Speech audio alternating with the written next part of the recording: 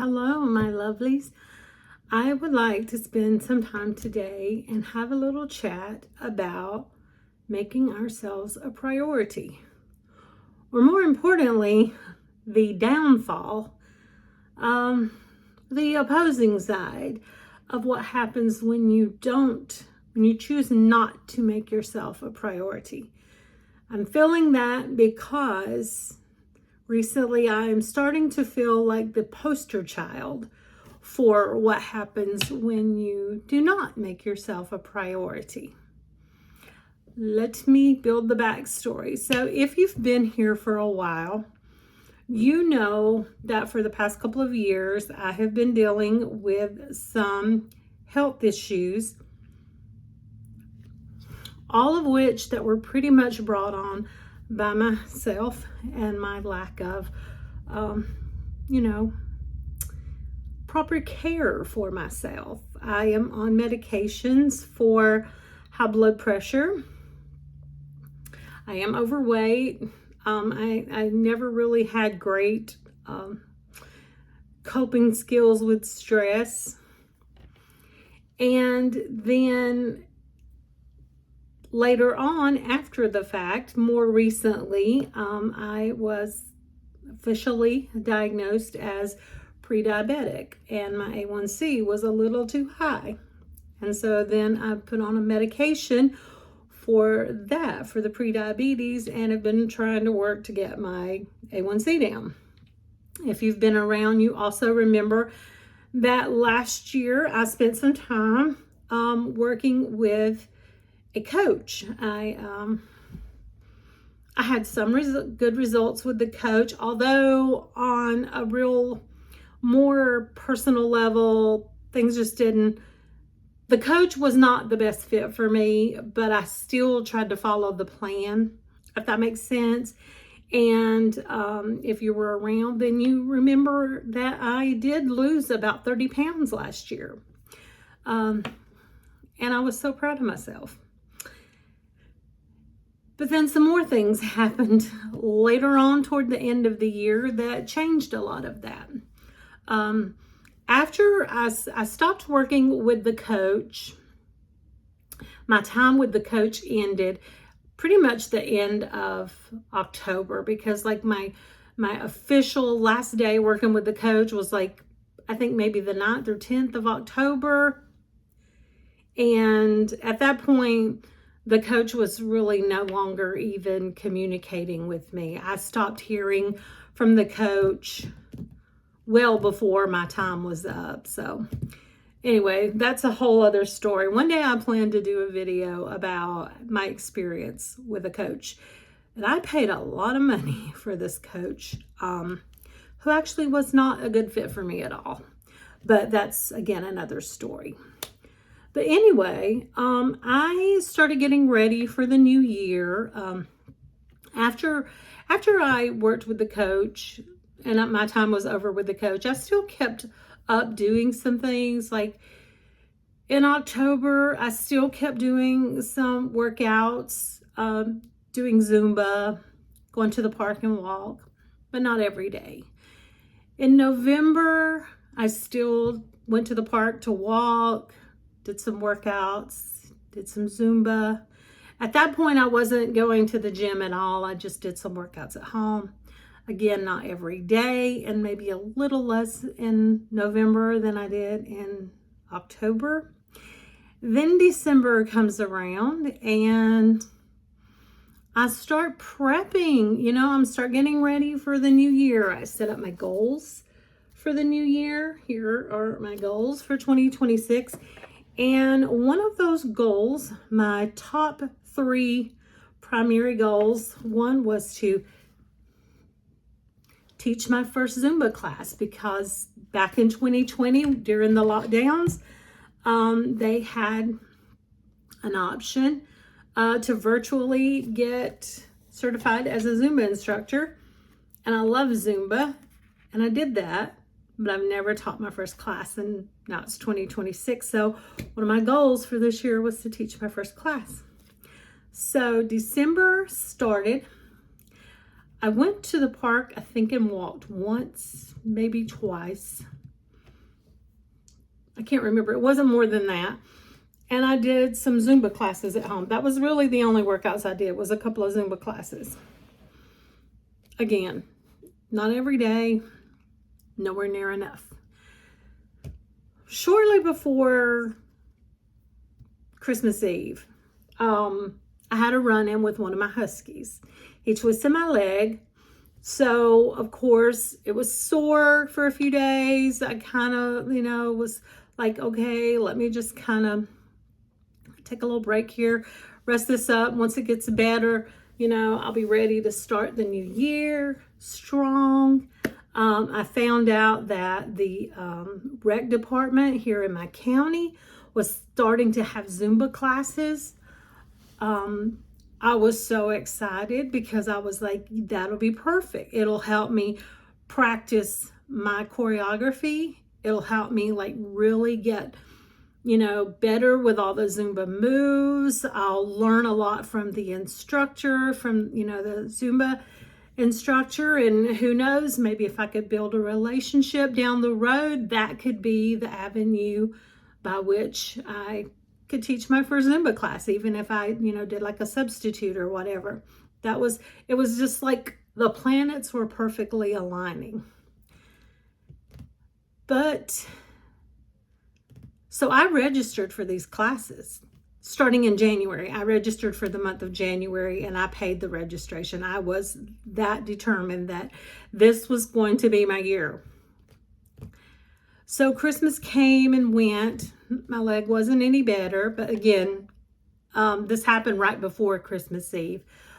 A couple of days, maybe about a week, between a couple of days and a week. I don't remember the exact day, but I know that on Christmas Eve, I was still limping around.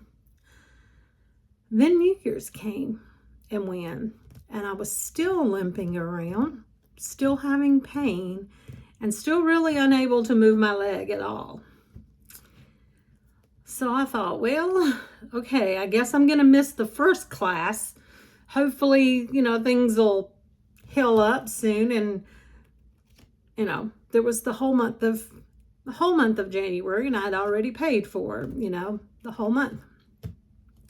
Well, about 2 weeks into January came and went, and I realized that I wasn't getting any better.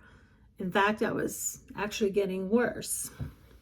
So I decided that it might be a good idea to go to urgent care just to make sure that he didn't break anything, because at this point, it'd been about a month. It was only getting worse. It wasn't getting any better.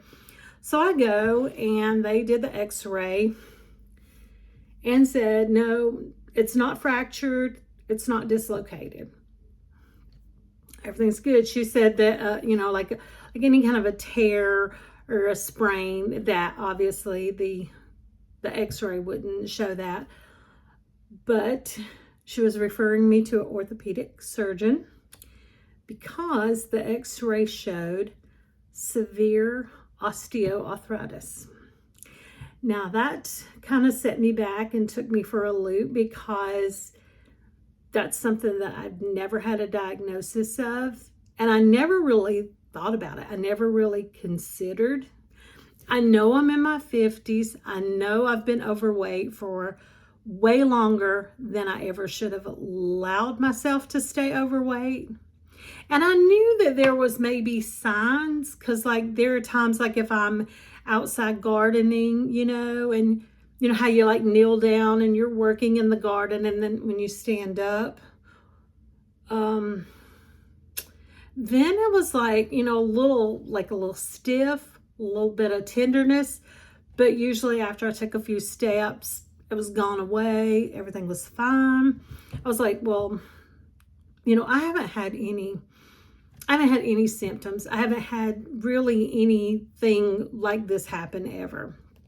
So I was taking steroids, anti-inflammatory medicine, got in to see the orthopedic surgeon. He looked me over, checked me out. He didn't seem to be concerned about anything other than the arthritis and a lot of inflammation, a lot of swelling. So he gave me a shot in the knee. I got the shot in the knee. And I told him, I said, you know, I've never had anything like this happen. I've never experienced anything like this. This diagnosis came completely out of the blue. And he said, sometimes it's like that. Sometimes that you'll have the arthritis, you know, developing, but you won't really know it because it's just, for some reason, it doesn't really cause you any problems, no symptoms until an event. He said then sometimes an event can happen that will exacerbate it, or like just kind of like set it in motion. And the dog twisting my leg was my event. So I go back to see him in March, early March, but I am on my second round of anti-inflammatory medicine. I did have the shot, and I'm taking Tylenol as a supplement. I'm trying to think, I'm doing physical therapy. I'm having to do physical therapy because he said that, you know, I just have to build up the strength, the muscles in my leg to help support my knees. But we did have a little chat about some things that can contribute to arthritis and some things that can help with arthritis.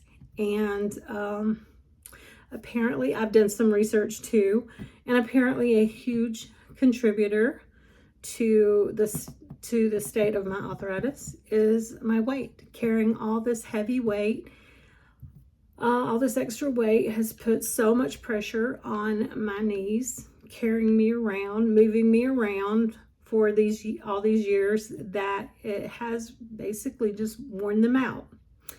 Now, right now, surgery is not an option. He didn't even discuss it because he said we're going to rehab my knee from this inflammation and basically have a plan, get the weight off. Because he said, you know, like, and I've heard this before, every pound that you lose and it's like 4 or 5 pounds of pressure off the knee. But the problem that I've had is because I've been limping so bad. I've had such a really bad limp, unable to put any pressure, any weight on my right leg. Working out has not been something that I've been able to really do because I don't trust my leg. I can't support my weight on it. Even just getting through the physical therapy exercises have been a little tough, but you know, I've been trying to do it because I'm determined to do this.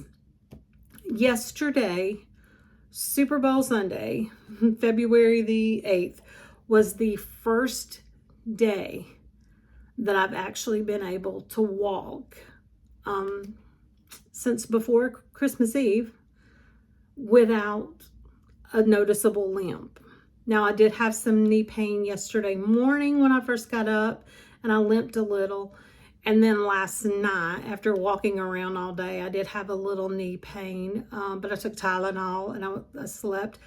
A little sore this morning, you know, moving around when I first got up, but for the most of the day, it took me almost 2 months to get to the point to where I can actually walk without a limp.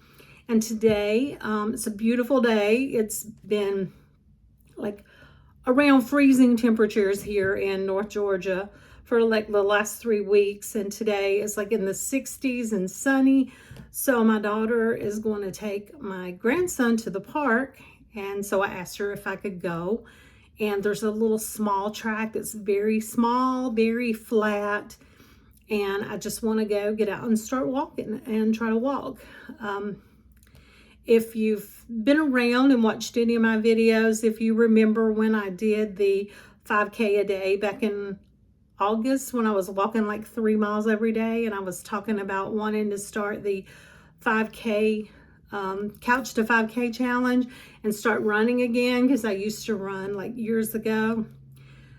Well, right now, that's definitely been put on hold because it's just not an option right now. When I talked to the doctor, he said that it's not entirely out of the question to run with arthritis, but obviously, you know, running, you know, it puts stress on the joints and it can cause pain. And he said, right now, you really haven't used your leg in over a month. You gotta learn to walk before you learn to run. So we're gonna start with walking, and then I'm gonna try. But he did tell me, you know, he seems to be very hopeful and optimistic, and he did say, you know, I'm gonna get you back in your Zumba classes. So I'm ready for that. But this is just, all of this to say is just kind of like a cautionary tale. Like, no matter what we do to try to prevent it, ultimately, time catches up with us. We do get older, and our bodies do start breaking down. It's just so important to make ourselves a priority and take care of ourselves. So important. We give so much to everybody. Like for me, I'm an employee. I'm obligated to my employer.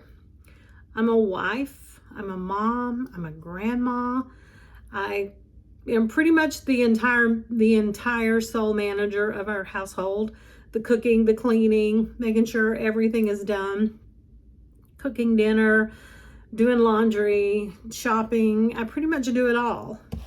But you can't pour from an empty cup. And I got myself this little self-care journal, and you know, I've been filling it out. But basically, I've been trying to do this every day. Just taking a little moment to think of myself. An affirmation. You start the day with an affirmation. Things that make me happy. Good habits to track. Something I'm grateful for. A little notes section. And then self-care exercises. And that can be anything. You know, sometimes I'll put meditate, study, family time, skincare, my physical therapy. I do put my physical therapy in there because right now that is my number one priority, is rehabbing my knee and getting myself back to 100%, which I'll probably never be 100% now again. Now with this arthritis, oh, that was a hard thing to accept, to come to terms with, knowing that my life is completely changed now. And I do go back to the doctor next week to have my A1C checked. When I had it checked the last time, I think I went in July. They don't want to do it, but like every 6 months.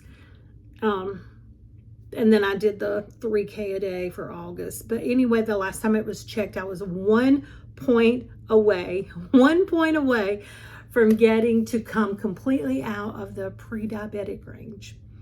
Now, I'm not sure what it's going to be next week, honestly. I haven't been able to move for the last month and a half. Not really. I really haven't. I can't walk without a limp, can't put pressure, can't put weight on my leg until like literally yesterday that I could put any weight on my foot. And during that time, I experience a little seasonal affective disorder every year anyway. This whole not being able to move, being in pain every day, because I've not gone a single day without pain since before Christmas Eve. But not being able to move, not being able to work out, paying and getting so excited about the Zumba classes for January, not being able to take a single class. That's caused me a little bit of, you know, depression. And with that, sometimes we tend to not have the best diet. You know, it's like we just feel down and just kind of stop caring. And I kind of got to that point a little bit. But luckily, that didn't last long, and I am pulling myself up out of that, and have a better outlook right now, a little better mindset this week. And now, especially yesterday, for the first time being able to walk without, you know, a substantial limp going on or causing a great deal of pain, I'm ready to move forward with this. So let this be your cautionary tale. Let this be your lesson. Like, I have 3 things going on now with my health that all could have been prevented. I'm not saying that if I was not overweight and that if I was active that I wouldn't still eventually get arthritis. I'm just saying that the chances of getting it now in my 50s, this as bad as I have it, would probably have been substantially lower. So basically the way I'm looking at this is everything that I'm dealing with health-wise could have been prevented if I had just taken better care of myself, managed my stress better, got this weight off and kept it off, stayed more active. I work from home. I sit down 8 hours at a desk. I should have been getting up and walking around throughout the day. I should have been going for a walk after work. I should have been doing a little workout at the house before work. I should have been, it's all hindsight 2020. I should have been, could have been, but I didn't. And now I'm facing the consequences of it. And now at an older age, now I'm having to try to repair all the damage that I've done to myself by not doing anything, not taking care of myself. And just think about that and think about making yourself a priority so that you never have to worry about fixing dumb things that should have never happened in the first place. So anyway, with that, I'm going to cut this video. I know it's way too long, and I will keep you updated on this whole new arthritis thing, and we'll update on the status of the A1C next week when I go to the doctor. But anyway, if you've made it to the end of this video, thank you so much. It does truly mean the world to me when you take time out of your day to watch my videos. And I hope that you have an absolutely amazing day. And remember, take care of yourself. Go do your self-care. Do something nice for yourself today. Bye.